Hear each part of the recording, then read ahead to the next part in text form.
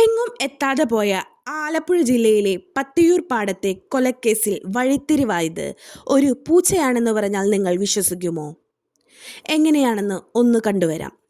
ആലപ്പുഴ ജില്ലയിലെ അതിമനോഹരമായ പത്തിയൂർ പാടം. പാടത്തിന് സമീപത്ത് പുല്ല് ചെത്താനായി വന്ന തൊഴിലാളികൾ പാടത്തിന് സമീപത്തുള്ള കുളത്തിൽ നിന്നും ഒരു സ്ത്രീയുടെ കൈ പൊങ്ങി വരുന്നതായി കണ്ടു. അതെ, അതൊരു മൃതദേഹമായിരുന്നു. ഒരു സ്ത്രീയുടെ മൃതദേഹം. അതിക്രൂരമായി കൊല ചെയ്യപ്പെട്ട ഒരു സ്ത്രീ. അവയവങ്ങളെല്ലാം വലിച്ചു കീറപ്പെട്ട് കൊല ചെയ്യപ്പെട്ട ഒരു സ്ത്രീയുടെ മൃതദേഹമായിരുന്നു അത്. ഉടനടി അവർ പോലീസിനെ വിവരമറിയിച്ചു. പോലീസ് സംഭവ സ്ഥലത്തെത്തി വിശദമായ അന്വേഷണങ്ങൾ നടത്തി.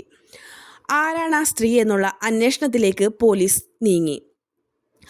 അവർ ആരെന്നറിയുന്നതിന് വേണ്ടിയിട്ടുള്ള അന്വേഷണത്തിൽ പല വീടുകളും അവർ കയറി ഇറങ്ങി. ഒടുവിൽ ആ സ്ത്രീ ആരാണെന്ന് പോലീസിന് മനസ്സിലായി. പത്തിയൂർ പാടത്തിന് സമീപത്ത് താമസിക്കുന്ന ഒരു സ്ത്രീ തന്നെയായിരുന്നു അത്. അവരെ കാണാതായിട്ട് ദിവസങ്ങളോളം ആയിരുന്നു. അങ്ങനെ പോലീസ് അന്വേഷണവുമായി മുന്നോട്ട് പോയി. സംഭവ സ്ഥലത്ത് പോലീസ് വീണ്ടും എത്തി. സമീപ സ്ഥലത്ത് നിന്ന് പെട്ടെന്ന് പോലീസിന് ഒരു രൂക്ഷഗന്ധം വന്നു. അതൊരു പൂച്ചയുടെ മൃതദേഹമായിരുന്നു. ആ മൃതദേഹത്തിൽ പോലീസിന് ഒരുപാട് ദുരൂഹതകൾ തോന്നി. ആ സ്ത്രീയുടെ മൃതദേഹത്തിൻ്റെ പഴക്കവും പൂച്ചയുടെ മൃതദേഹത്തിൻ്റെ പഴക്കവും ഒന്ന് തന്നെയായിരുന്നു. അങ്ങനെ ആ പൂച്ചയുടെ മൃതദേഹം പോസ്റ്റ്മോർട്ടം ചെയ്യുന്നതിന് വേണ്ടി അവർ കൊണ്ടുപോയി. അങ്ങനെ പോസ്റ്റ്മോർട്ടം റിപ്പോർട്ട് വന്നു.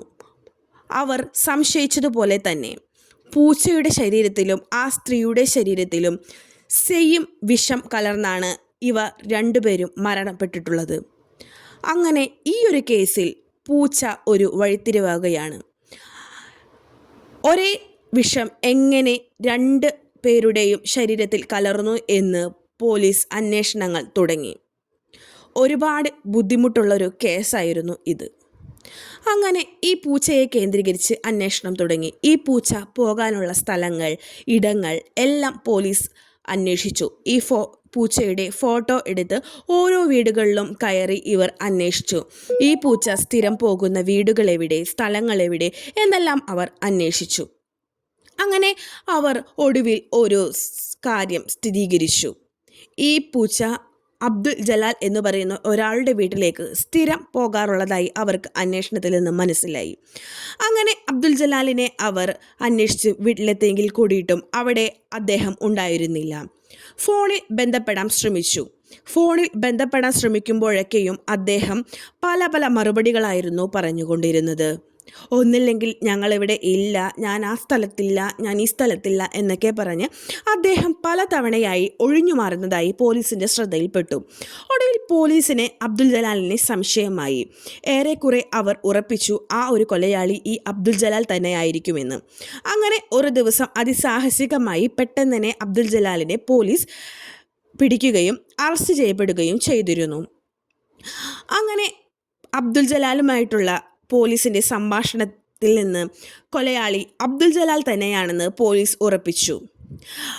അവനെ പോലീസുകാർ അറസ്റ്റ് ചെയ്തു. വിശദമായ ചോദ്യം ചെയ്യലും പിന്നീട് ഉണ്ടായി. അബ്ദുൽ ജലാൽ ഒരുപാട് തവണ മാറ്റി മൊഴികൾ പറഞ്ഞു എങ്കിലും പിന്നീട് അയാൾക്ക് പിടിച്ചു നിൽക്കാനായില്ല. എങ്ങനെ, എന്തിന് എന്നുള്ള ചോദ്യങ്ങൾ അബ്ദുൽ ജലാലിനെ അലട്ടിയിരുന്നു. അങ്ങനെ ഓരോ സ്റ്റെപ്പ് ബൈ പോലീസുകാർ ചോദിക്കാൻ തുടങ്ങിയപ്പോൾ അബ്ദുൽ ജലാൽ സത്യം തുറന്നു പറയേണ്ടി വന്നിരുന്നു. ആ സ്ത്രീയെ കൊന്നത് താൻ തന്നെയാണെന്ന് അബ്ദുൽ ജലാൽ സമ്മതിച്ചു. എന്തിന് വേണ്ടി എന്നും കൂടി അദ്ദേഹം വെളിപ്പെടുത്തുകയുണ്ടായി. ആ സ്ത്രീയും അബ്ദുൽ ജലാലും തമ്മിൽ നല്ലൊരു റിലേഷനിലായിരുന്നു. പാത്രക്കച്ചവടക്കാരനായിരുന്ന അബ്ദുൽ ജലാലിനെ ആ സ്ത്രീ സാമ്പത്തികമായി ഒരുപാട് സഹായിച്ചിരുന്നു. ഒരു സാമ്പത്തിക പ്രതിസന്ധി വന്ന സമയത്ത് ആ സ്ത്രീ അയാൾക്ക് സ്വർണം കൊടുത്തിരുന്നു. നല്ല റിലേഷനിലായിരുന്നപ്പോൾ ആ സ്ത്രീ കൊടുത്ത ആ സ്വർണം അയാൾ സ്വീകരിക്കുകയും അയാളുടെ ബിസിനസ് അയാൾ മെച്ചപ്പെടുത്തുകയും ചെയ്തിരുന്നു. നല്ല ഒരു റിലേഷൻ ആയതുകൊണ്ട് അവർക്കിടയിൽ യാതൊരു പ്രശ്നവും ഉണ്ടായിരുന്നില്ല. പിന്നീട് ആ സ്ത്രീ അവർക്കൊരു ആവശ്യം വന്നപ്പോൾ സ്വർണം തിരിച്ചു ചോദിക്കുകയും അബ്ദുൽ ജലാലിന് അത് കൊടുക്കാൻ കഴിയാതെ വരികയും ചെയ്തിരുന്നു. അങ്ങനെ അവിടെ തർക്കമായി. അബ്ദുൽ ജലാൽ അവളെ കൊല്ലാൻ വേണ്ടി പ്ലാൻ ചെയ്തിരുന്നു. കൃത്യമായി ആസൂത്രണം ചെയ്ത് സ്നേഹം നടിച്ച് ഡിന്നർ കഴിക്കുവാൻ വേണ്ടി അന്നു രാത്രി അബ്ദുൽ ജലാൽ അവളെ വിളിച്ചിരുന്നു. ആ ഭക്ഷണത്തിൽ അബ്ദുൽ ജലാൽ വിഷം കലർത്തിയിരുന്നു. അങ്ങനെ സ്നേഹപൂർവ്വം കൊടുത്ത ആ ഒരു വിരുന്നിൽ അവൾ മരണപ്പെടുകയായിരുന്നു. ദേഹാസ്വാസ്ഥ്യം പ്രകടിപ്പിച്ച് ആ ഒരു സമയത്ത് ബാക്കി വന്ന ഭക്ഷണം അബ്ദുൽ ജലാൽ ഉപേക്ഷിച്ചു. സ്ഥിരമായി വന്നിരുന്ന ആ ഒരു പൂച്ച ഈ ഭക്ഷണം കഴിക്കുകയും ഉണ്ടായിരുന്നു. അവൾ കഴിച്ച അതേ ഭക്ഷണമായിരുന്നു ആ പൂച്ചയും കഴിച്ചിരുന്നത്.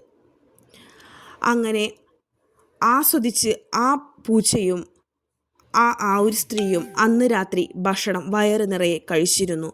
പക്ഷേ അവർക്കറിയില്ലായിരുന്നു അതവരുടെ അവസാന അത്താഴമായിരിക്കുമെന്ന്. ദേഹാസ്വാസ്ഥ്യങ്ങൾ ആ സ്ത്രീക്കും പൂച്ചയ്ക്കും ഒരുപോലെയായിരുന്നു വന്നിരുന്നത്. അങ്ങനെ പൂച്ചയും ആ ഒരു സ്ത്രീയും ഒരേ സമയം മരണപ്പെടുകയാണ്. അങ്ങനെയാണ് സ്ത്രീയുടെയും പൂച്ചയുടെയും മൃതദേഹത്തിന് ഒരേ പഴക്കം വരുവാൻ ഉണ്ടായ സാഹചര്യം. എങ്ങുമെത്താതിരുന്ന ഒരു കേസിൽ പൂച്ച വഴിത്തിരിവായി. ഇങ്ങനെയുള്ള വീഡിയോസ് നിങ്ങൾക്ക് ഇഷ്ടമാണെങ്കിൽ ലൈക്ക് ചെയ്യുക, സബ്സ്ക്രൈബ് ചെയ്യുക.